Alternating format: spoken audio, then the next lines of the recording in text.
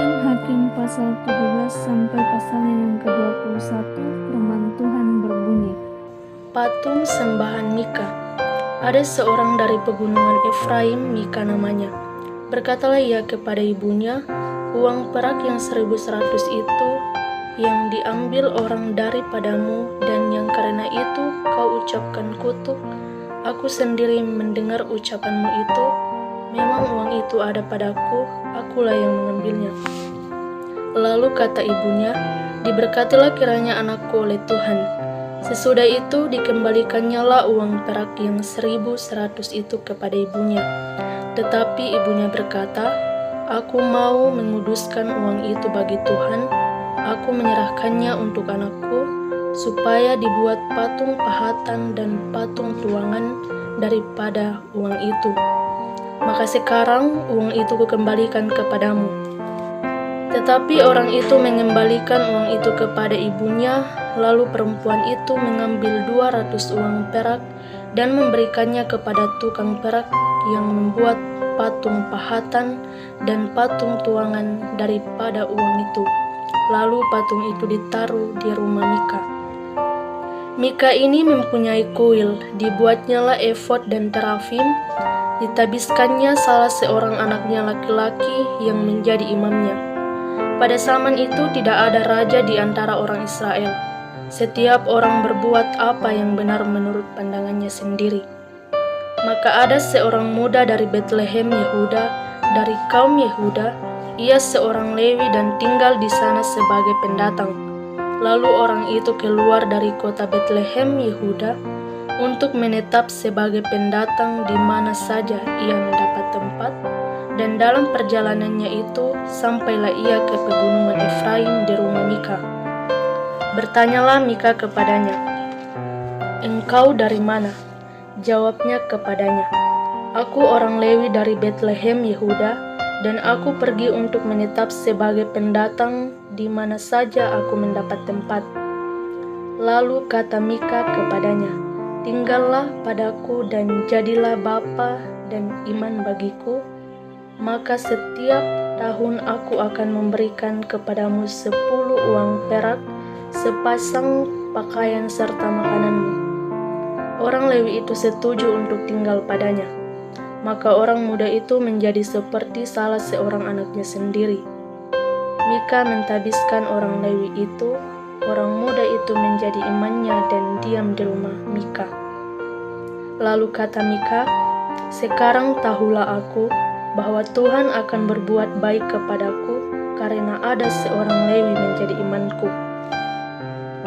Pasal yang ke-18, patung sembahan Mika dirampas oleh Bani Dan. Pada zaman itu tidak ada raja di antara orang Israel, dan pada zaman itu suku Dan sedang mencari milik pusaka untuk menetap, sebab sampai hari itu mereka belum juga mendapat bagian milik pusaka di tengah-tengah suku-suku Israel. Sebab itu Bani Dan menyuruh dari kaumnya 5 orang dari seluruh jumlah mereka, semuanya orang-orang yang gagah perkasa, yang berasal dari Sora dan Esitaol, untuk mengintai negeri itu dan menyelidikinya, serta berkata kepada mereka, pergilah menyelidiki negeri itu. Ketika orang-orang itu sampai ke pegunungan Efraim di rumah Mika, bermalamlah mereka di sana. Ketika mereka ada dekat rumah Mika itu, dikenal merekalah logat orang muda suku Lewi itu. Lalu singgahlah mereka ke sana dan berkata kepadanya, siapakah yang membawa engkau kemari? Apakah pekerjaanmu dan urusanmu di sini? Katanya kepada mereka, begitulah dilakukan Mika kepadaku. Ia menggaji aku dan aku menjadi imannya. Kata mereka kepadanya, tanyakanlah kiranya kepada Allah supaya kami ketahui apakah perjalanan yang kami tempuh ini akan berhasil. Kata imam itu kepada mereka, pergilah dengan selamat. Perjalanan yang kamu tempuh itu dipandang baik oleh Tuhan. Sesudah itu pergilah ke 5 orang itu, lalu sampailah mereka ke Lais. Dilihat merekalah bahwa rakyat yang diam di sana hidup dengan tentram, menurut adat orang Sidon aman dan tentram. Orang-orang itu tidak kekurangan apapun yang ada di muka bumi, malah kaya harta. Mereka tinggal jauh dari orang Sidon dan tidak bergaul dengan siapapun juga.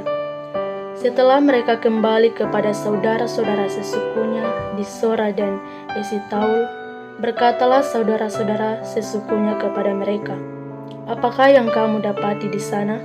Jawab mereka, "Bersiaplah, marilah kita maju menyerang mereka, sebab kami telah melihat negeri itu dan memang sangat baik. Masakan kamu tinggal diam? Janganlah bermalas-malas untuk pergi memasuki dan menduduki negeri itu. Apabila kamu memasukinya, kamu mendapati rakyat yang hidup dengan tentram, dan negeri itu luas ke sebelah kiri dan ke sebelah kanan. Sesungguhnya Allah telah menyerahkannya ke dalam tanganmu. Itulah tempat yang tidak kekurangan apapun yang ada di muka bumi." Lalu berangkatlah dari sana, dari Sora dan Esitaol, 600 orang dari kaum suku Dan, diperlengkapi dengan senjata. Mereka maju lalu berkemah di Kiryat Yarim di Yehuda. Itulah sebabnya tempat itu disebut Mahane Dan sampai sekarang. Letaknya di sebelah barat Kiryat Yarim. Dari sana mereka bergerak terus ke pegunungan Efraim dan sampai di rumah Mika. Lalu berbicaralah kelima orang yang telah pergi mengintai daerah Lais itu. Katanya kepada saudara-saudara sesukunya, "Tahukah kamu bahwa dalam rumah-rumah ini ada efod, terafim, patung pahatan dan patung tuangan? Oleh sebab itu, insafilah apa yang akan kamu perbuat." Kemudian mereka menuju ke tempat itu, lalu sampai di rumah orang muda suku Lewi itu, di rumah Mika, dan menanyakan apakah ia selamat. Sementara ke-600 orang dari Bani Dan yang diperlengkapi dengan senjata itu tinggal berdiri di pintu gerbang, maka kelima orang yang telah pergi mengintai negeri itu berjalan terus masuk ke dalam, lalu mengambil patung pahatan, efod, tentrafim, dan patung tuangan itu. Adapun imam itu berdiri di pintu gerbang bersama-sama dengan ke-600 orang yang diperlengkapi dengan senjata itu. Tetapi setelah yang lain-lain itu masuk ke dalam rumah Mika dan mengambil patung pahatan, efod, terafim, dan patung tuangan itu, berkatalah iman itu kepada mereka, "Berbuat apakah kamu ini?" Tetapi jawab mereka kepadanya, "Diamlah, tutup mulut, ikutlah kami dan jadilah bapa dan imam kami.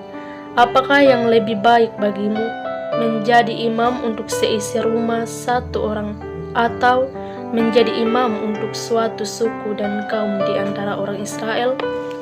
Maka gembiralah hati imam itu, diambilnyalah efod, terafim, dan patung pahatan itu, lalu masuk ke tengah-tengah orang banyak. Kemudian berbaliklah mereka dan pergi dengan anak-anak, ternak, dan barang-barang yang berharga ditempatkan di depan mereka.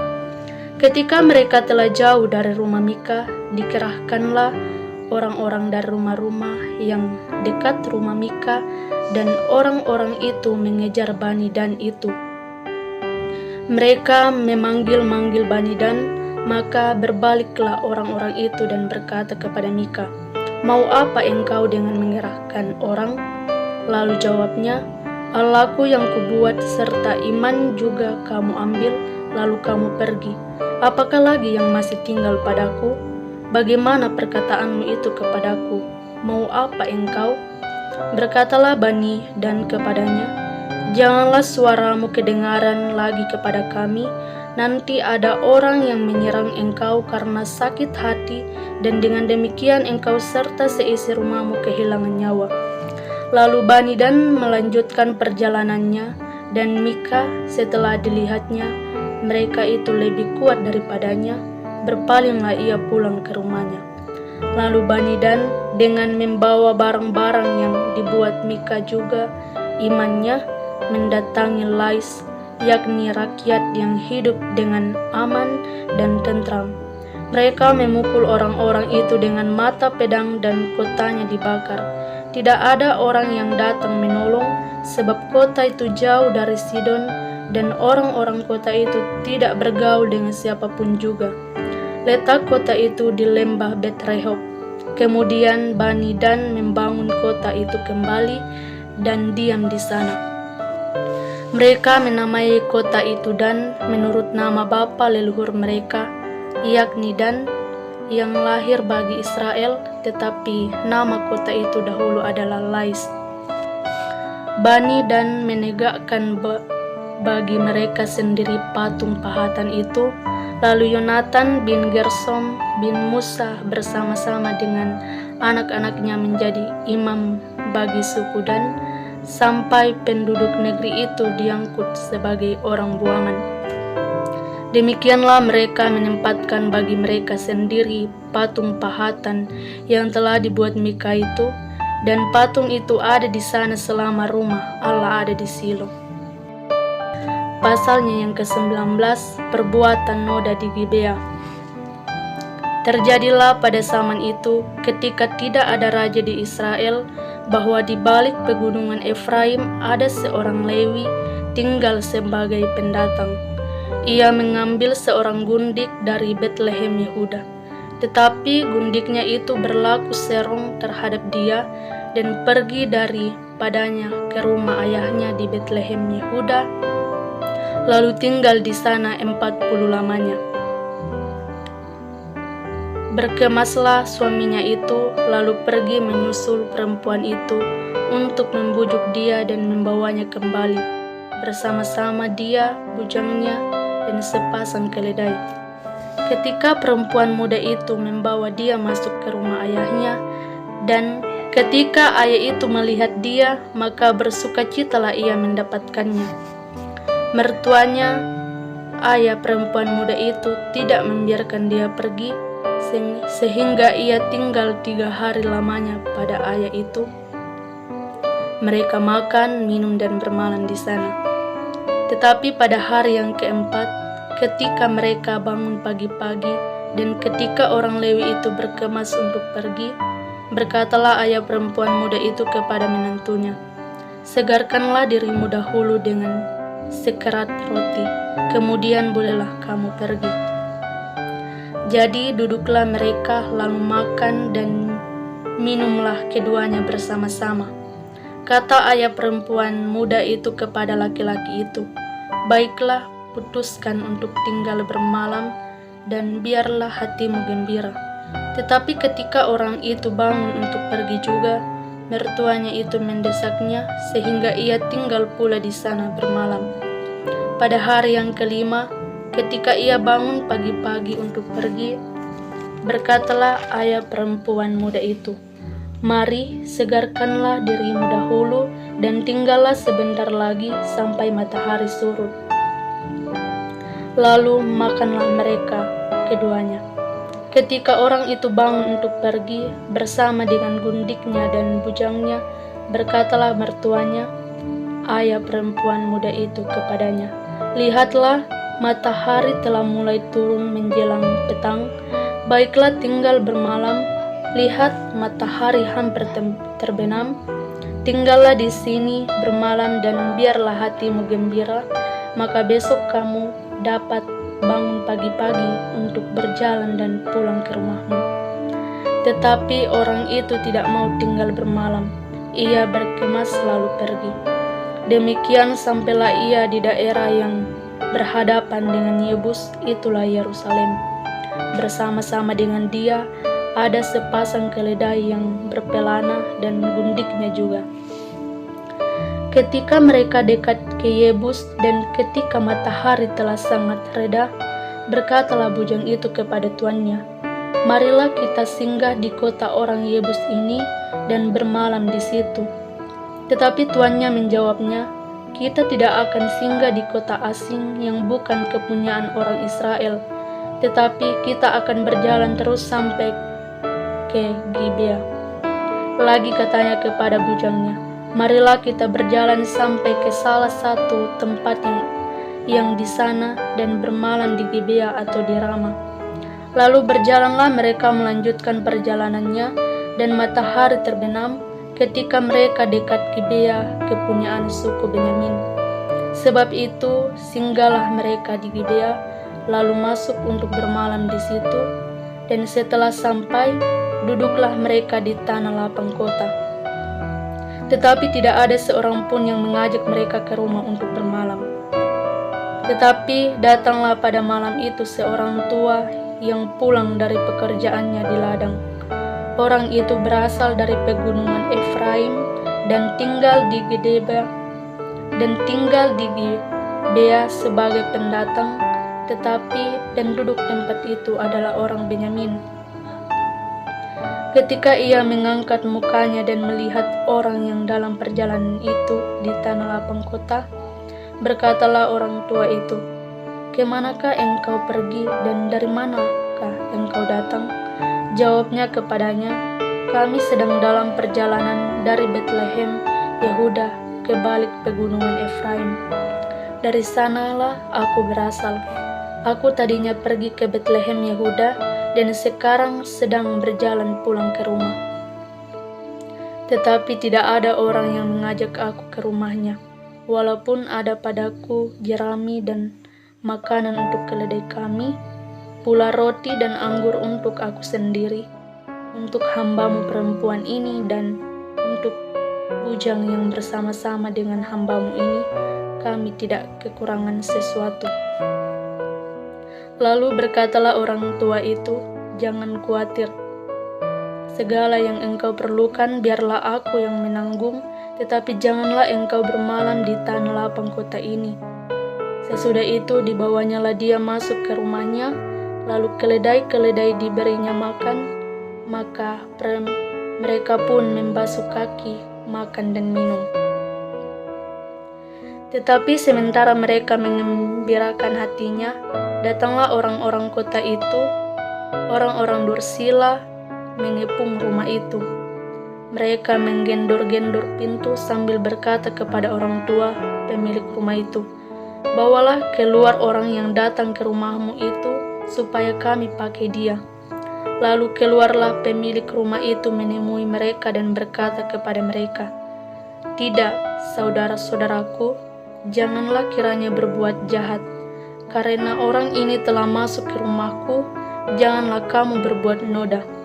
Tetapi ada anakku perempuan yang masih perawan dan juga gundik orang itu, baiklah kubawa keduanya keluar, perkosalah mereka dan berbuatlah dengan mereka apa yang kamu pandang baik, tetapi terhadap orang ini janganlah kamu berbuat noda." Tetapi orang-orang itu tidak mau mendengarkan perkataannya. Lalu orang Lewi itu menangkap gundiknya dan membawanya kepada mereka keluar. Kemudian mereka bersetubuh dengan perempuan itu, dan semalam-malaman itu mereka mempermainkannya sampai pagi. Barulah pada waktu fajar menyingsir, mereka melepaskan perempuan itu. Menjelang pagi, perempuan itu datang kembali, tetapi ia jatuh rebah di depan pintu rumah orang itu, tempat tuannya bermalam, dan ia tergeletak di sana sampai fajar. Pada waktu tuannya bangun pagi-pagi, dibukanya pintu rumah dan pergi keluar untuk melanjutkan perjalanannya. Tetapi tampaklah perempuan itu, gundiknya, tergeletak di depan pintu rumah dengan tangannya pada ambang pintu. Berkatalah ia kepada perempuan itu, "Bangunlah, marilah kita pergi." Tetapi tidak ada jawabnya. Lalu diangkatnyalah mayat itu ke atas keledai, berkemaslah ia, kemudian pergi ke tempat kediamannya. Sesampai di rumah, diambilnyalah pisau, dipegangnyalah mayat gundiknya, dipotong-potongnya menurut tulang-tulangnya menjadi 12 potongan, lalu dikirimnya ke seluruh daerah orang Israel. Dan setiap orang yang melihatnya berkata, "Hal yang demikian belum pernah terjadi dan belum pernah terlihat sejak orang Israel berangkat keluar dari tanah Mesir sampai sekarang." Perhatikanlah itu, pertimbangkanlah, lalu berbicaralah.